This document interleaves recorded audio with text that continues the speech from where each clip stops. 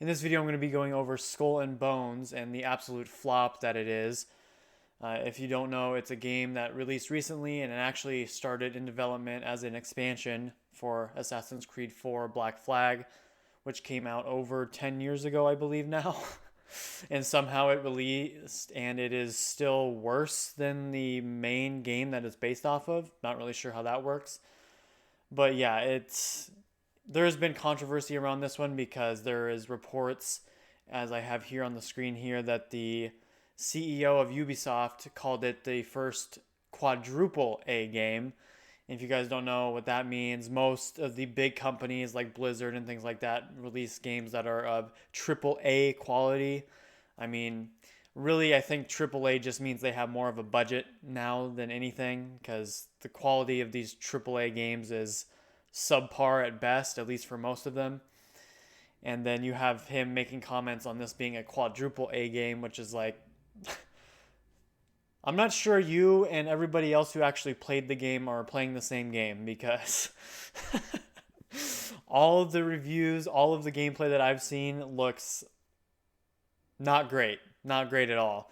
And I have an article over here from IGN that gave it a 7 out of 10, and I would call that very lenient. I don't know where the 7 actually came from. I mean, I did read through this a little bit, and they came some valid points, I suppose. I think my biggest gripe with it is that this game started as an expansion and then grew into its own game, and it came out 10 years later after what it was based off of. So you would think that, oh, I don't know, maybe a little bit of innovation would have gone into it to create something more substantial than what it is now. Because Assassin's Creed 4 Black Flag, as far as I could tell, I'm having some skewed numbers in terms of the sales, but I believe it's ranked among the highest for total copies sold. It sold 15 million copies year to date, which is very good for a game that's that old too. If you guys haven't played it, it's definitely probably one of my favorite Assassin's Creed games. I haven't been playing too many Assassin's Creed games lately because they're just the same thing bundled into a different era or whatnot, and I don't know. They haven't really improved upon the formula. Not that I'm saying it was ever really great to begin with.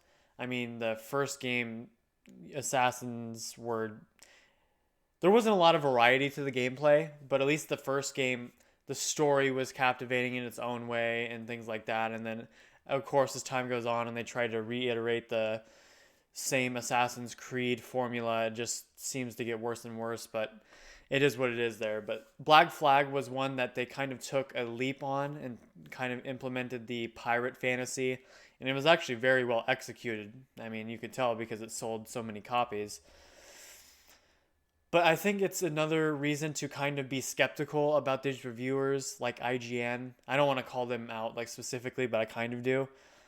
Because you can tell like after a game that has released and is as bad as Skull and Bones is, especially where it can't even beat it can't even beat the game it's based off of. That's kind of sad, especially because 10 years is a long time and technology has gotten so much better that there should be a night and day difference, you would think, in terms of the quality, and it's just not there.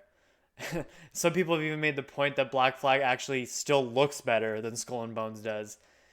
And apparently, from what I have heard and seen in different articles, they had a budget of about $200 million. And a lot of people are kind of wondering where in the world all of that money went.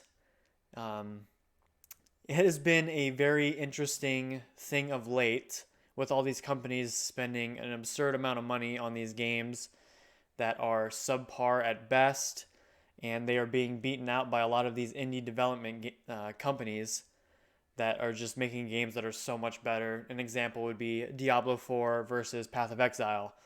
Path of Exile is free to play, made by, I guess, what you consider an indie development company compared to Blizzard. Blizzard being the titan that it is, and it still flopped with Diablo 4 well, I wouldn't say it didn't flop in the beginning, but it has failed to maintain any recognizable, substantial player base since. Whereas Path of Exile has been implementing and implementing, and Path of Exile 2 will be coming out later this year and is set to just crush Diablo 4, honestly, from what it looks like. And so it's just kind of sad of the state that we're in with all of these AAA companies just releasing absolute dog water games. And I really hope that this really just drives home to people how poorly these games are being made. They're just being shoved out. No thought, no ambition, no risk. They're just playing it very safe. You can tell because nothing was really done to change anything, it seems like. And I really want people to just understand that the best way to stop companies from doing this is not by going on the internet and ranting, not going on Twitter. I mean, people are going to do what they're going to do, but it's stop buying these games. Like, if you stop buying these games, they can't keep doing it. It's the same thing with Suicide Squad. I saw a figure that more people are playing Batman Arkham Asylum, I believe, than they're playing Suicide Squad, which just released it's either this month or last month, which is supposed to be a live service game, and Batman is a single player experience, and Batman has more players than Suicide Squad, and it's been out for years and years and years longer than Suicide Squad has. So again, it's just it really just drives home how bad these games are and how these companies, it just seems like they've lost all sense of purpose and meaning in creating a memorable experience. I realize these companies need to make money. Money's great and all, but it can only go so far if that is your only priority. You can't just keep doing it over and over and expecting the same result, or I'm sorry, expecting a different result.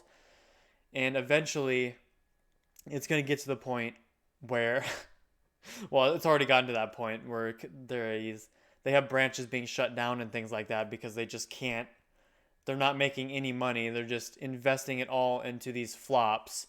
And you have these indie development companies that are just producing, I wouldn't even say gems, but they're just so much better than the AAA games that people are just like, well, I'll just go buy it. Another example is Power World. It's just a bunch of different. I wouldn't even say it's like that impressive of a game, but it's fun and people caught on to it and it sold like crazy. Same with Helldivers 2. I'm not really sure what the budget was for that game, but it's a fun game and so people are buying it and playing it.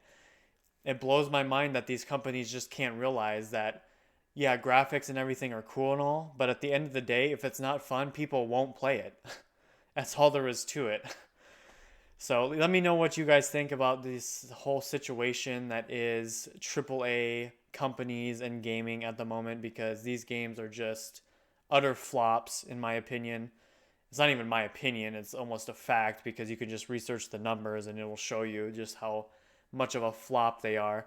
Let me know what you guys think of the indie development space and if you think if that's what's gonna take over, because I mean it already is kind of in a way. I hope things change in these AAA companies because if it doesn't, well, they're all going to go out of business.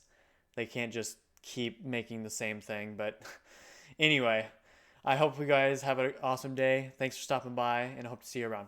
Peace.